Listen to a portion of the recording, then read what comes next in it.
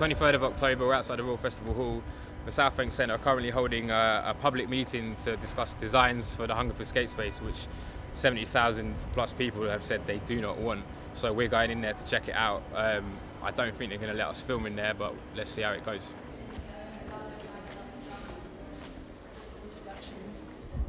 So you haven't missed anything important yet? Do you want me to help do the things? Are you a skater? Fantastic. Do you skate the Undercroft or do you skate other areas? Perfect. So in which case you get blue. What's your name? Ian Borden, who's on the design team, has just explained that we're not here to talk about the Undercroft and whether it should stay there or not. He's a firm believer that it should stay there. But in the meantime, certainly for the 3 years that there's going to be construction going on. You have no proof that that's the case? Say again? Southbank Centre have not justified that it will have to be closed for 3 years. I'd like to see some proof of that.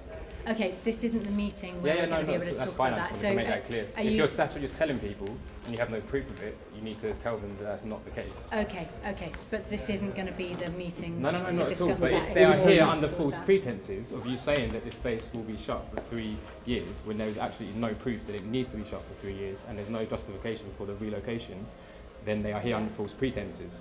Okay, regardless of whether that's the case or not, tonight we're going to be looking at whether, when the new area, which we believe at the moment is going to have to be there for the time. I think it's been quite clear just saying and making the wording correct, so it's potentially closed for 3 years rather than it is. Because if there are people here designing, I think the point to make is that this skateboard is going, and Hungerford Bridge Park is going ahead anyway. So if you want it to be there, then well, it isn't. It's got to be submitted as a plan and be accepted by land council. And if we want to make the designs. Yeah, but what I'm saying is that you've got to be really careful about it, so you're accurate in what you're saying. But so the skate park is going ahead. The application for the skate park is going ahead. Going ahead. Yeah. So you know, we want to make sure that application is as strong as possible, basically.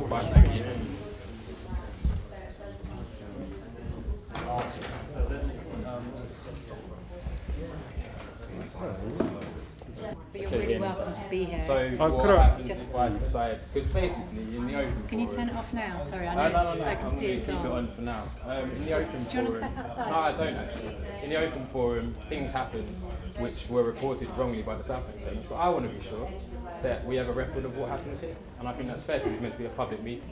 It is meant to be a public meeting. The other members of the people, including myself, haven't agreed to be videoed. So the fact that you're videoing now, that's a problem for us. We can't go ahead in that situation. Could I just say that I personally I have no objection. Just making sure that I know who was here and I'll be gone. And you're videoing the people who are here. Yeah. See you. If you want to talk, we can. I think the time for talking's done. Everyone seems to be doing what they're doing it.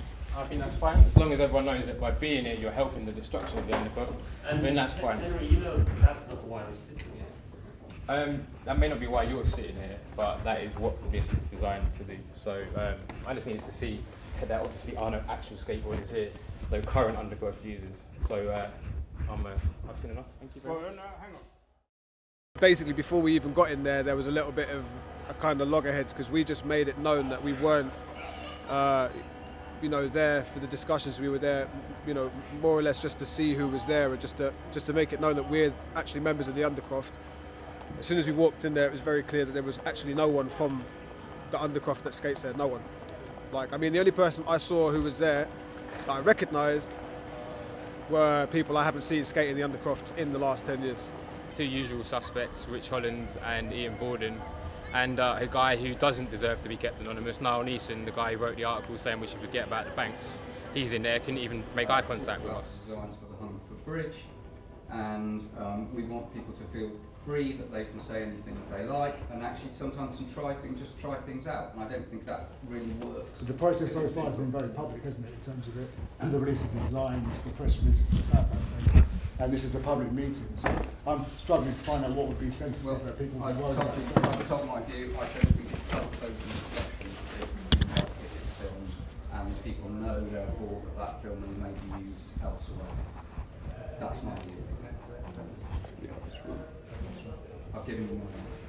Thanks, Ian. So, does anybody have an objection to being filmed there? Would be the question. Well, I think we're saying that we don't think it would be appropriate to film there. So one person said they would object. If you want to film me after, fine. We haven't actually had a conversation.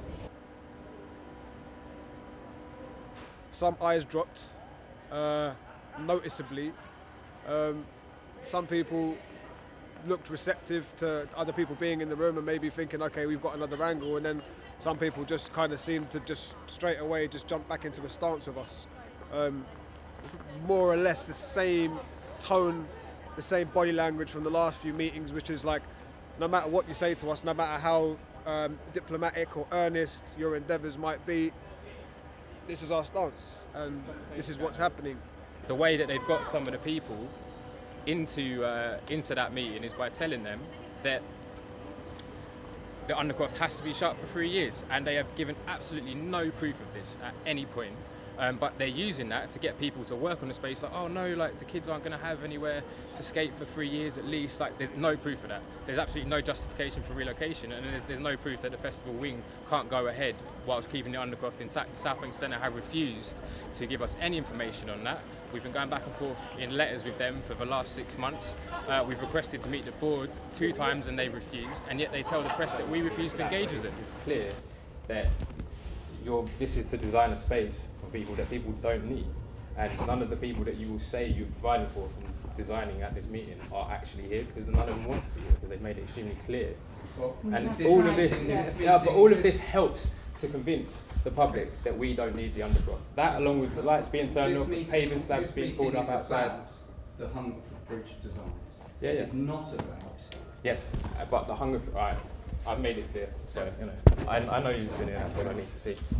It feels like it's just, obviously if you love something for half your life and it's threatened to be taken away because of shit that has to happen, it's just like the way that it gets done is, it's like, people are losing a second home effectively. I've slept at Southbank, man, straight up. Like, I've been homeless before and shit, so like, I love Southbank. So there's like a lot of people that haven't turned up here because they feel like this is kind of like just a direct kind of like, well, you know what I mean? We're doing the Hungerford Bridge plans. No, I understand. Well, it is when there's affirmative language, like it is going to be closed for 3 years, and that's what we're trying to stop. Is that let's be honest about the reality that it's potentially going to be closed. So making sure that people understand that there are various options that haven't been fully explored. And as I said to Sam here, it's also as well he said that the space will happen. The planning application will go through, whether it's accepted or goes through. No, I said we're going to make the planning application. We You want it to didn't, be you invested so we can make it big. You said the space was going to happen. I don't think I did say that. But we're back to perception. It was the first thing you said. Exactly, yeah. Yeah. So what we're saying is that the planning application will work through, whether it's accepted or not, that's the problem.